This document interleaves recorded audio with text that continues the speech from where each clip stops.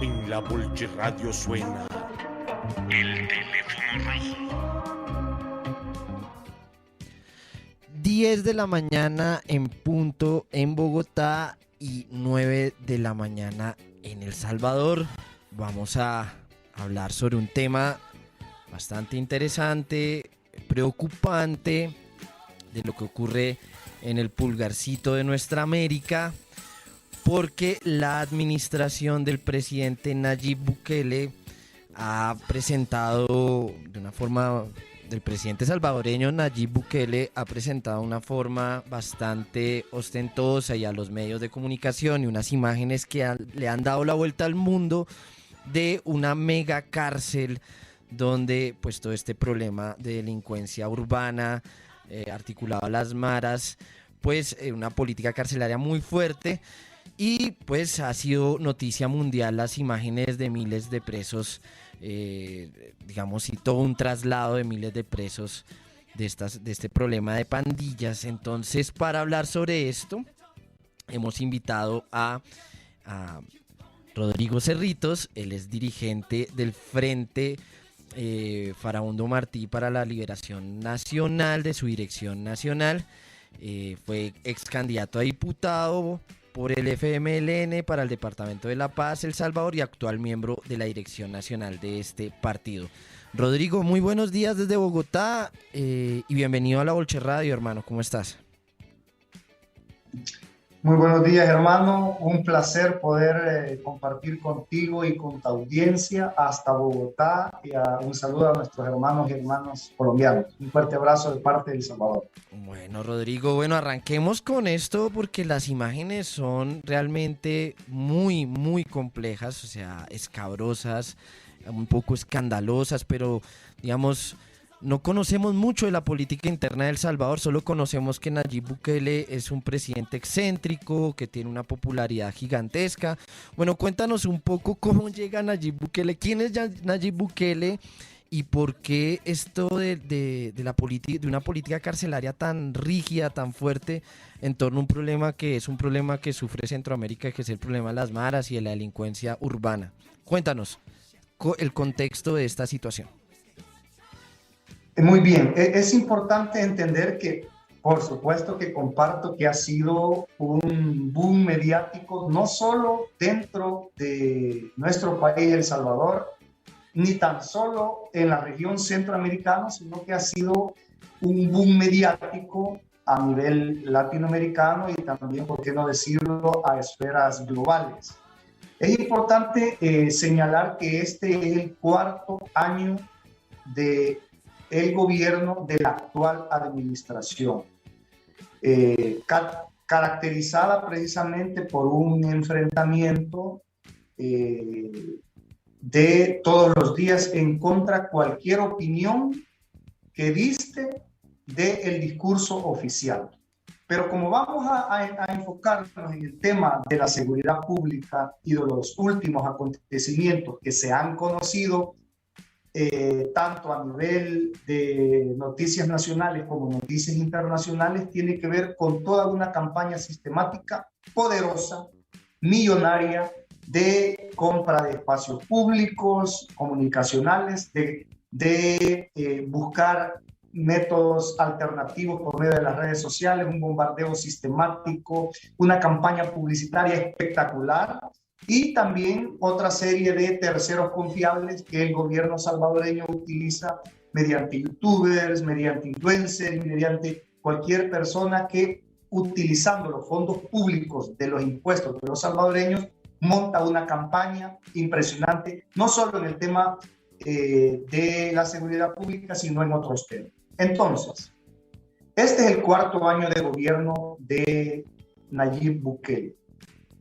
Cuando en los primeros meses, en los primeros 6 meses de su gobierno, detalló un plan denominado Plan Control Territorial, que consistía en fase 1, fase 2, fase 3, fase 4, fase 5, y hasta la fecha no sabemos ese plan en qué fase va. Lo que sí sabíamos en los primeros 6 meses era una exagerada solicitud de recursos públicos para las fases que ni la misma Asamblea Legislativa sabía cuáles eran los componentes de ese plan. Lo que sí sentimos en los primeros 6-7 meses fue una reducción importante de homicidios en el primer año de gobierno del presidente Bukele, una reducción de homicidios, incluso él por medio de su método de comunicar, por medio de tweets, él publicaba: este día ha sido un día de 0 homicidios. Y sin embargo, las extorsiones y el control de los territorios seguía estando a favor de los grupos criminales. Pertenezco a la oposición política, al único partido de izquierda en El Salvador, y por supuesto que... ¿Aló, Rodrigo? ¿Se cerró el micrófono? Ya. ¿Aló? A la delincuencia y a los grupos criminales. Sin embargo, en los primeros años, en los primeros meses, observamos una reducción abrupta de los homicidios, sin que hubiera un cambio de leyes, sin que hubiera mayor apuesta a la prevención, sin que hubiera mayor apuesta al mejor tratamiento del sistema penitenciario, ni mucho menos a que hubiera una verdadera depuración en el órgano judicial, que era lo que en aquel momento denunciamos. Fue un acuerdo, un pacto entre las 3 principales pandillas de maras en El Salvador y un acuerdo con el gobierno. Así pasaron los 3 primeros años del gobierno de Nayib Bukele.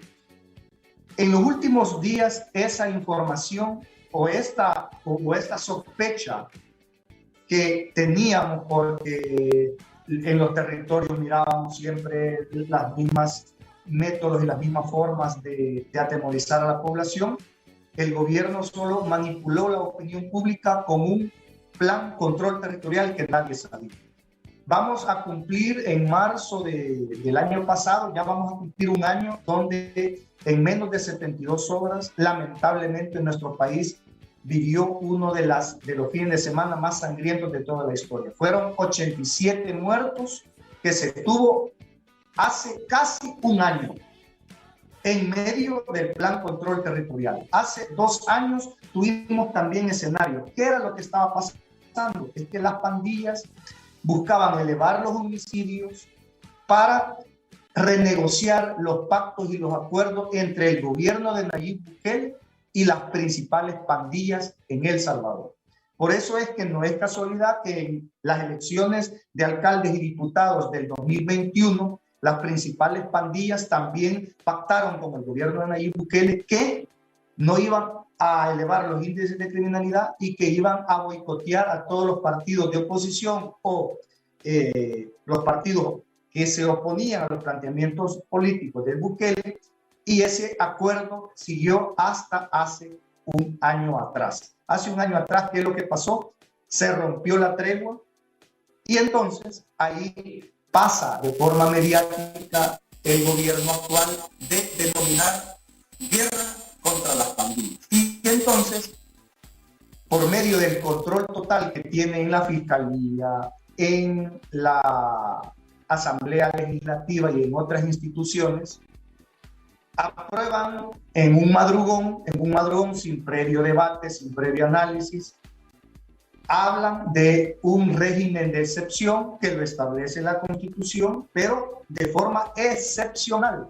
Pero ya llevamos casi un año en régimen de excepción, que consiste en romper 3 principios constitucionales, en que no existe la libertad de organización, no existe la libertad de movimiento. Segundo es que los tiempos procesales se eliminan y cualquier persona no tiene derecho a la defensa porque se presume que es delincuente per se. Y el tercero es el tiempo de la garantía. Puede pasar una persona detenida 15 días sin ningún tipo de abogados, sin que se sepa dónde está capturado, y la policía junto con los grupos, con los militares tienen una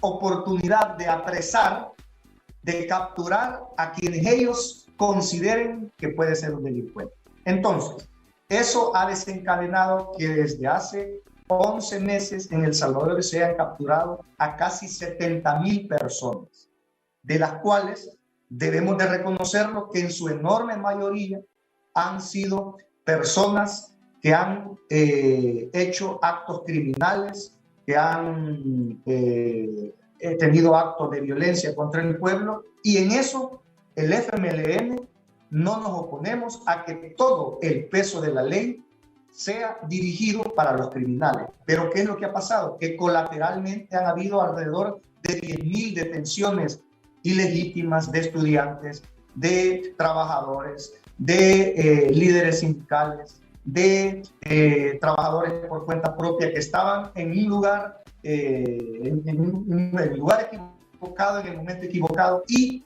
incluso los policías tenían órdenes de cuotas de capturas de ciudadanos salvadoreños para elevar la cifra. Y todos ellos fueron metidos a las cárceles cuando ya se tenía una sobresaturación de las cárceles de casi un 200% de su capacidad máxima. Y entonces con todas estas capturas empieza a haber un desbordamiento en las cárceles, dándose violaciones, dándose maltratos, dándose atropellos, dándose una serie de ilegalidades que han desencadenado en la muerte de más de 100 personas. Hasta ahora, acceso a la información pública no hay. Quien controla la información es únicamente centralizada en el gobierno. Y entonces, en el marco del control total de ese régimen de excepción, se dio un proceso de una cárcel express con todo lo que ya se conoce en los medios de una cárcel gigantesca de capacidad de 40,000 para 40,000 presos. Y entonces el meollo del asunto es que esa detención y ese traslado de 2,000 delincuentes ya condenados, creemos que es correcto que todo el peso de la ley y que se construyan cárceles para que no tengan la mínima oportunidad de seguir afectando a la población salvadoreña.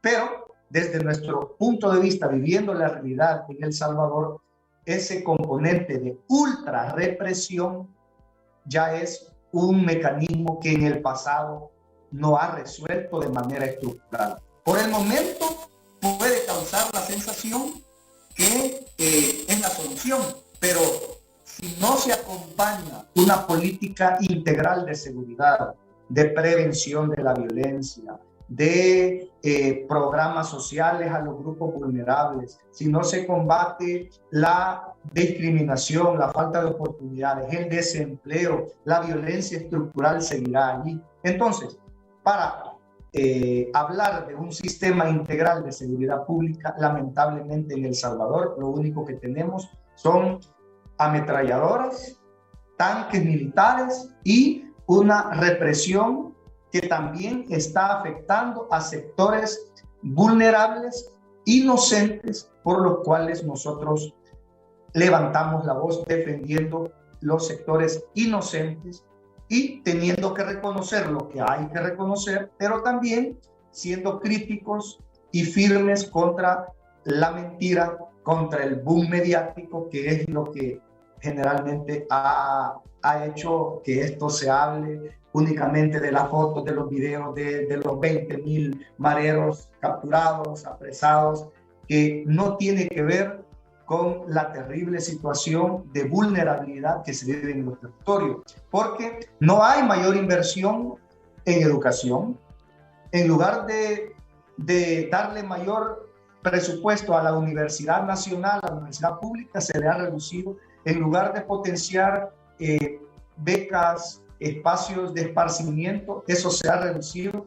Y la migración, por ejemplo, en El Salvador, que es una de las principales causas estructurales del por qué hay desintegración familiar, se ha incrementado. Hay alrededor de entre 300 y 400 salvadoreños y salvadoreñas que diariamente salen huyendo de El Salvador, y no salen huyendo ahora por mamadas, salen huyendo porque hoy la libra de frijoles acá en El Salvador somos básicamente frijol, maíz, arroz, y la libra de frijoles ya está a 1.50 cuando somos un pueblo trabajador en el campo agropecuario. Entonces, hablar de la seguridad pública no basta solo con meter presos a todos los delincuentes si no se cambian las relaciones de pobreza y de desigualdad en El Salvador. Porque hoy pudieron haber capturado a X cantidad de mañosos, de delincuentes, de narcotraficantes, de terroristas, pero si no se rompe la desigualdad, no va a alcanzar esa mega cárcel.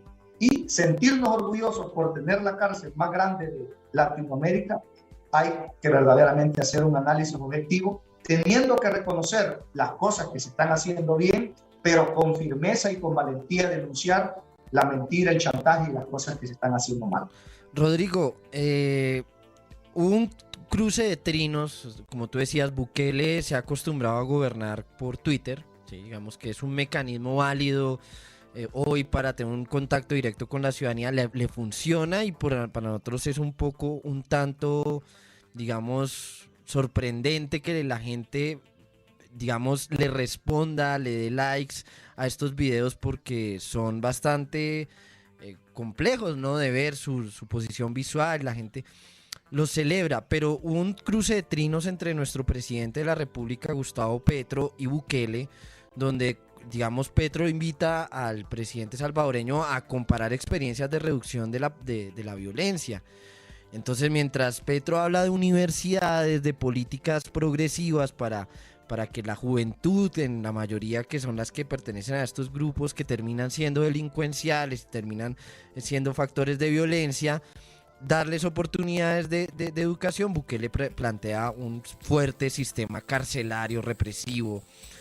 Tú lo dices, valoramos positivamente que se esté dando una política criminal donde las personas que han ejercido algún tipo de violencia o algún tipo de actos delictivos en contra del pueblo salvadoreño estén presos, pero ¿cómo salir de ese círculo? Y te lo pregunto porque el FMLN ya ha sido gobierno, incluso Bukele sale de las fuerzas del FMLN. Entonces, digamos, desde una perspectiva más a futuro, ¿cuál es el error? ¿Por qué no se ha logrado reducir la desigualdad social? ¿Por qué existen estos complejos grupos llamados mareros, los maras, con unas identidades muy urbanas, muy propias y que se convierten en factores de violencia? Bueno, ¿qué propone el FMLN? ¿En qué es autocrítico? Y digamos, nos vamos al 2024, una elección presidencial. Bueno, ¿cuál es la propuesta de la ciudadanía salvadoreña que ya los ha castigado en las urnas y que yo supongo en el ejercicio democrático ustedes quieren recuperar la confianza? Bueno, ¿cómo salir de ese círculo de desigualdad social? No, ¿cómo no caer en una política solamente represiva? ¿Y cuál es la propuesta del frente? Bueno, efectivamente, ese ha sido parte de nuestro planteamiento a la nación. Es construir un diálogo nacional. Por eso es que creo que es importantísimo de que el tema de la seguridad pública sea uno de los temas que esté visto como un tema nacional y que se ubique no en el campo electorero, ni mucho menos en el campo de marketing, sino que sea abordado desde la academia, desde los expertos en criminólogos, desde los expertos en derechos humanos, desde la filosofía de la seguridad pública de la Policía Nacional, desde el enfoque de construir un plan de nación que incorpore de forma integral todos los elementos, y si se conocen experiencias exitosas del mundo, eso puede todavía ser un programa, un plan que no solo sea coyuntural de este momento, sino que sea visto de cara a los próximos 15, 20, 25 años. Porque el plan Super Mano Dura ya lo tuvimos. El plan Guerra contra las pandillas ya se tuvo en el pasado. El FMLN, por supuesto que luchó el combate frontal contra las pandillas. Pero ¿qué es lo que pasaba? Que como no teníamos la suficiente fuerza en otras instituciones, los jueces, por ejemplo, conocemos que hay jueces que tienen una filosofía de aplicación de la ley que en algunos casos beneficiaba a los grupos criminales por la extorsión, por la mentira, por el soborno. Y eso creo que es algo que debemos de acordar como país, que no podemos seguir estando al margen del vaivén del soborno de los criminales. Pero en el FMLN hemos planteado que a la par de la represión firme contra la delincuencia, no contra los inocentes, que la represión debe de estar focalizada a los grupos criminales, pero hacer un atarrayazo. Aquí incluso el mismo gobierno ha hablado de que, bueno, si salen capturados inocentes es el costo que hay que pagar, pero han habido más de 10.000 capturados, hermanos y hermanas colombianos, y cómo vamos a estar nosotros callados ante la injusticia de personas que viven en los sectores pobres del país, de El Salvador. Pero no se puede criminalizar la pobreza, no se puede reducir a que todo pobre va a ser criminal solo porque vive en un barrio humilde. Entonces el FMLN plantea que para... Rodrigo, se te fue el micrófono. Eso. La tiene que ir a la par de la represión, tiene que ir la prevención. Y la prevención significa apostarle a que nuestros niños y nuestras niñas vayan a la escuela, que los papás, que la familia tenga la seguridad social básica, que tenga mejor educación, que tenga mejor infraestructura de esparcimiento, que tenga programas y proyectos sociales que le permitan al salvadoreño que busca huir del país porque no hay oportunidades de empleo, porque la marginalidad lo está hundiendo, tener en El Salvador la suficiente capacidad de producir lo que nos vamos a comer.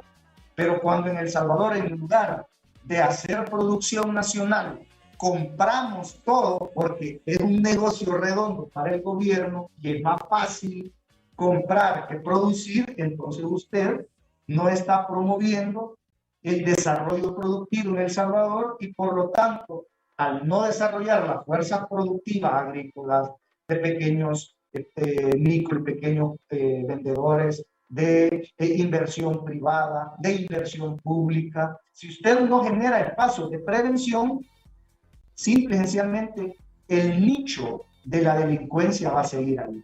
Y el otro tema es el tema de la reinserción.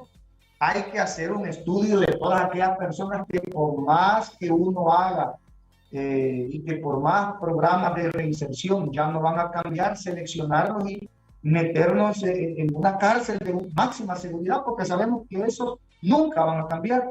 Pero en los gobiernos del FMLN se desarrollaron, por ejemplo, programas exitosos como el programa Yo Cambio, que hacía que reos en etapa de confianza de delitos menores tuvieran una oportunidad de ayudarle a la sociedad construyendo escuelas, construyendo caminos vecinales, haciendo proyectos de construcciones de muebles, y todo eso se vendía a bajo costo al pueblo y los reos pasaban ocupados. Pero hoy, ¿qué es lo que pasa? Lleva a alguien por un delito común a una cárcel, pasa 2, 3, 4 años detenido, pero en la cárcel, en lugar de recuperarse o reinsertarse en la sociedad, sale con una maestría en delincuencia, sale con más conectes, sale con más vínculos delincuenciales, porque no hay un sistema penitenciario que busque reinsertar a ese sector de población presa que es posible reinsertar. Por lo tanto, uno de los llamados es que el tema de la seguridad no puede verse como un show mediático, porque ese show mediático va a durar un tiempo y puede servir para ganar elecciones una o dos veces, pero nunca va a resolver de forma estructural los problemas serios de desigualdad. En El Salvador, en el 2019, cuando sale el gobierno del FMLN, la pobreza estaba en un 28-29%. Hoy, 4 años después, la pobreza se ha incrementado a casi un 40%. Los programas sociales se han reducido, pero se ha incrementado los policías. Hay menos profesores ahora, pero hay más soldados. Hay menos doctores, pero hay más policía. Hay más tanquetas y más armas y hay más armamento, pero hay menos pupitres, hay menos libros. Eso no puede ser así. Por supuesto, un spot bien hecho, con marketing, con escuela, al estilo Hollywood, puede impactar y puede resultar para el imaginario de un periodo corto, pero eso jamás va a resolver la situación crítica que vivimos en el país y que también es parte de otros países como Honduras y Guatemala, que también compartimos esta problemática muy, pero muy compleja. Rodrigo, y ya para finalizar, hay algo que siempre que nos causa mucha curiosidad y es que Bukele tiene más del 70% de popularidad. ¿Por qué?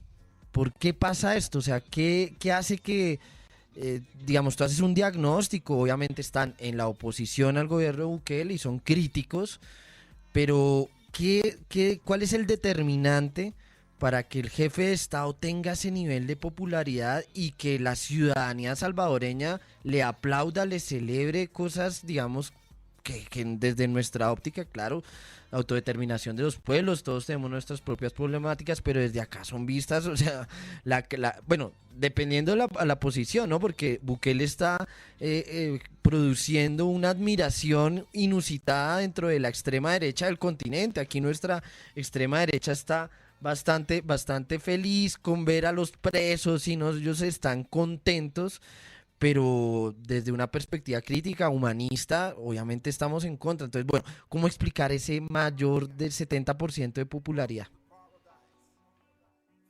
No es primera vez que personas con una capacidad de comunicar y de vender falsas esperanzas tienen niveles de aceptación. En la historia podemos encontrar casos, el más emblemático, Hitler, que logró llevar a un país entero y a una región del mundo a la Segunda Guerra Mundial por medio de la dominación y la utilización de aquel momento del uso de la radio. Bukele se adelantó a las fuerzas nacionales en el uso de las tecnologías de las redes sociales y ha construido un ejército de opiniones. Aquí no hay política pública en El Salvador. Aquí no hay un conjunto de tomadores de decisión. Aquí no hay debate. Aquí lo que hay es una línea de comunicación. Aquí lo que hay es un estudio del Big Data y si el salvadoreño un día se levanta con ganas de hablar de playa, viene Bukele y dice, hoy voy a hacer un programa de la playa, porque lo que él busca es tocar el sentimiento, aunque ese sentimiento no le resuelva los problemas de empleo, pero lo que él busca es posicionar las emociones y traducirlas en el imaginario social, pero no como un estadista, sino como un utilitarista mediático de los sentimientos y del inconsciente colectivo salvadoreño. Si por ejemplo si por ejemplo hay un partido de fútbol, pero él históricamente ha apoyado a otro partido de fútbol, pero él y él ve y él analiza que ahora el otro partido político al partido de fútbol al cual él nunca ha apoyado, incluso ha criticado, y él utiliza y dice, no, me conviene ahora apoyar a este otro equipo de fútbol. Entonces es un populista con la utilización de recursos públicos. Aquí hay Se nos fue el audio, Rodrigo. Para todos los mensajes. Cada mensaje que él envía, la publicidad está no solo en El Salvador, sino hay publicidad en República Dominicana, en Sudamérica, en Guatemala, porque en un primer momento él pensó hacer el partido Nuevas Ideas en toda Centroamérica. Y para que hubiera Nuevas Ideas Centroamérica, tenía que vender publicidad. Pero como no hay acceso a la información pública, como no podemos accesar a de dónde está sacando el dinero, es precisamente una de las cosas que tarde o temprano es un globo, es una bomba de tiempo que hoy la tiene inflando, va a llegar un momento donde va a explotar y ahí va a salir el verdadero Bukele y el verdadero gobierno del presidente. Mientras tanto, el llamado para las fuerzas de oposición, especialmente para la izquierda, es recuperar la esperanza, recuperar la confianza y hablar con la verdad, teniendo en cuenta que el tiempo nos dará la razón. Rodrigo, muchas gracias por estar esta mañana en la Bolche Radio desde Bogotá. Te envío un gran abrazo y bueno, muchos éxitos en lo que será una contienda, bueno, una coyuntura difícil para el frente, pero una contienda electoral que ojalá pueda recuperar la confianza que en algún momento la ciudadanía salvadoreña depositó en el frente. Gracias, hermano, por estar acá conectado. Un abrazo enorme.